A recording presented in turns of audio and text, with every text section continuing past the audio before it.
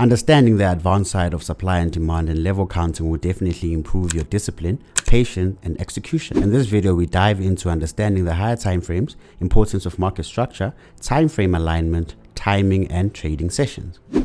Trading is not about being right. It's about following the footprint of the money that moves price. The Forex market is filled with thousands and thousands of retail trading strategies when the real players are institutions, as they carry 88% of the market weight, with retail traders only carrying 12%. Don't be the liquidity, follow the volume. The market has two faces, the smart money and the retail traders. Smart money moves the market with volume, focuses on liquidity pools, fair value gaps, and order blocks. They create the trends, retail follows. Retail traders relies on indicators and obvious support and resistance lines that act as targets for institutional stop hunts.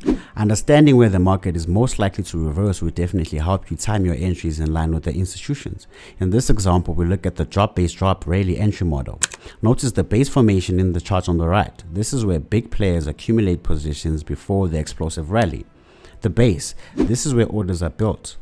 The impulse, this is where high volume departures. The entry, this is where we look to buy, as this is the first retest to the base area or order block, as this is the area where the remaining orders by the institutions are filled. In this example, we look at the supply zone, where we can identify a rally base drop. In this example, price hits a peak, consolidates, giving us a base area and shows a sharp drop from the base area. We wait for the price to return to the base area zone to ride the next institutional wave down. Now we're going to look at the anatomy of a zone. The base, this is the tight consolidations where institutions build their orders. Fewer candles in the base indicates a higher quality zone. The impulse, the explosive departure from the base. This must be a break of structure to confirm institutional presence. The retest, the return to the zone. We enter here to catch the remaining orders that weren't filled on the initial breakout. Understanding the power of conversions will definitely put you 2 steps ahead of the market makers. Supply and demand zones represents the way. They identify the exact institutional footprints where big money previously entered the market with imbalance. The 3-level cycle represents the when. It tracks the institutional accumulation, manipulation, and distribution phases across all time frames. This is the market maker 3-level cycle. Each level push is followed by a period of trap consolidation. This will make sense as we go through the charts, so make sure you follow through the whole video. In this example, as you can see, we've got a rally base drop model for the supply that we have right here. As you can see, we can identify a sharp move away from that, which validates the imbalance. We can also identify the first retest to this zone, which would have been your first opportunity for you to go short. Now, my main focus is on this second retest of the zone, giving us an information. What I want to show you is how price moved away from this area. As we can see, we can identify a clear level, a day of drop, giving us level 1 into a consolidation, another day of drop, giving us another consolidation, and the last level push. So in this case, we can identify that the next day, in this case being day 1, and day 2, the next day had 2 levels of drop all in one day. This will happen most of the times, but usually what we'll get is each day will be a level where this move would be 1 day of drop. The next day will give us another day of drop. But in this example, we had 2 levels in one day. The highest probability trade in the market occurs when a level 3 climax on the lower time frame slams directly into a fresh daily supply or demand zone. This creates a double floor or double ceiling that is impenetrable for retail liquidity. This is where we catch the 1:10 risk to reward moves. Stop hunts are very necessary in the market. Institutions cannot enter their large positions without triggering retail stop losses. This provides the liquidity they need to fill orders. If you don't see the trap, you are the trap. To sum it all up, we're going to look at the multi-time frame fractal nature. The daily time frame sets the higher time frame bias. A daily peak formation sets the anchor for the entire week's movement. The H4 time frame provides the level counting. We track level 1, 2, and 3 pushes within the daily trend to time our entries. Lower time frames are used for the precise stop hunt entry once price reaches our higher time frame zone. Before we dive into the charts, I'm going to give you guys the trap trader checklist. The first on our checklist is identifying the daily anchor. Where is the master move starting or ending? The second is locating the higher time frame zone. Is there a fresh daily supply or demand zone nearby? The third is counting the level. Are we at level 1, 2, or the climatic level 3? The fourth is identifying liquidity. Where is the obvious retail support that will be stop hunted? And the last one being the execution. Enter only after the liquidity grab and market structure shift. This will make sense as I take you guys deeper into the charts. Alright guys, so we're looking at AUD CAD from the weekly time frame. what we can identify is we've got a rally-based drop structure at this supply zone right here, and currently price has tapped into that supply zone. We can also see a week of drop on this weekly candle, as we have identified a bearish candle. Now, moving down to the daily time frame or the H4 time frame, what we can identify is we have a multi-week information, as we can see this being our first leg and second leg which tapped into that supply zone. We can now identify a week of drop, that being level 1 drop into the direction away from the peak. Now, the area that we're actually looking to enter this trade is right here, as we've got the EMAs set in this region. In this case, what we can identify is we've got a 1350 crossover, which confirms the lock of this peak formation. So what we would love to see is another attempt to the EMA, which is the 50 EMA, which will be giving us our 50 bounds, and we'll be able to ride this down to this 800 EMA. Although what can happen is the market can also give us a reset right at this area, as this is a trap below the 200 EMA. But I'll definitely be keeping an eye on this for more further confirmation. Right, so another example can be EuroCAD. If we look at EuroCAD from the higher time frame, it's always good to understand what is happening from your higher time frames. Now, as you can see, we had a rally-based drop structure or model right here. And as you can see, a pool of liquidity was created right here, as we can identify multiple touches on this resistance zone. Now, if you remember from our slide, I did talk about obvious areas where retail traders would have their stop losses. For retail trading strategies or support and resistance strategies, this is an area where retail traders will be putting their stop losses just above this area. In this case, you can identify how price pushed above that area, tapping into the supply zone and further moving away from that area, giving us level 1 drop.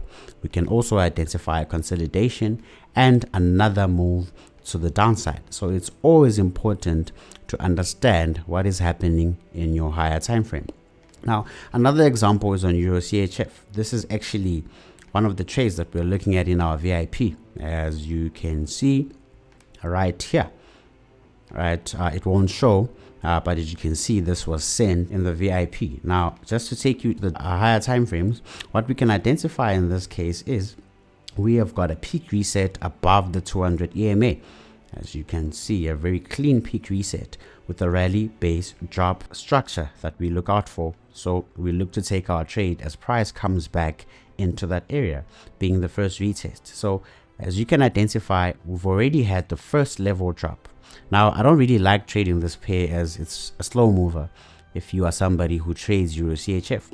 So what I wanted to see is a stop hunt high drop from this area, and that's exactly what we had. But now I'm going to take you down to the M15 time frame, as this is our execution time frame.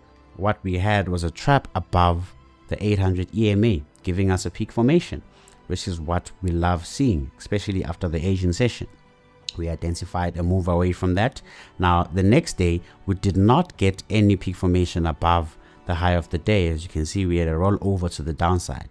But later on into the day, we can identify price moving back, attempting and definitely changing the high of the day, also tapping that 800 EMA, giving us the high of the day, peak formation for us to continue moving lower. The next day, we can identify the same thing happening with an accumulation phase, an inducement to the downside, and price tapping and changing that high of the day, also tapping that 200 EMA and giving us a long sustained run to the downside. Now, as you can see, we can identify the same pattern happening every day as the market is now moving away from that daily structure. So if you can go back to our slides, the most important thing is identifying where price is coming from and where price is going. This will help you time your entries better, as you understand that after the Asian session, we look to see, or we rather want to see, stop hunts above or below the Asian session. In this case, we'd love to see that above the Asian session for us to continue having a drop to the downside. Now, we also had the same on Euro USD, right? We've been watching Euro USD for a while. In this case, if we look at it from the daily time frame, what we can identify is we've got a rally based drop structure, right? So obviously we'd love to see price come back to that area as a retest, so that we can look for opportunities to go short, which is what we had at this area right here. from that peak formation, what we can identify is, as price pushed into this area, giving us an M formation, we had a day of drop, right, into a consolidation, a mild pullback, another day of drop into a consolidation. And what we can see on this day, if we go to the M15 time frame, this is what we can identify, right? We had that Asian session consolidation, nothing really happening around that area, and towards the London session time, we can identify the inducement, right? 1, 2, 3, breaking above that high of the day on that same day, giving us that stop hunt. And as you can see from that area, we then had a move down to the downside, giving us that level 3 move. So in this case, if we can count the levels, we can clearly identify level 1, level 2, and level 3 before we had the reversal that is currently playing out right now. Now, if this continues to go to the downside, the area that I'll be keeping an eye on for shorts is definitely this area right here. Why? As you can see, we've got the 50 and 800 crossover, which already confirms level 3 in this case. So I would love to see a reset at that given zone. If price gives us a peak formation that is in line with the overall direction, so would love to see price continue to move down to the downside. But if price continues to decides to do something else, we will definitely continue following structure, following the same process, of course, in order for us to be able to time our entries in the M15 time frame. Alright guys, for more educational content, be sure to check out our Telegram channel. Find the link in the description below for free signals, free setups, and more educational content.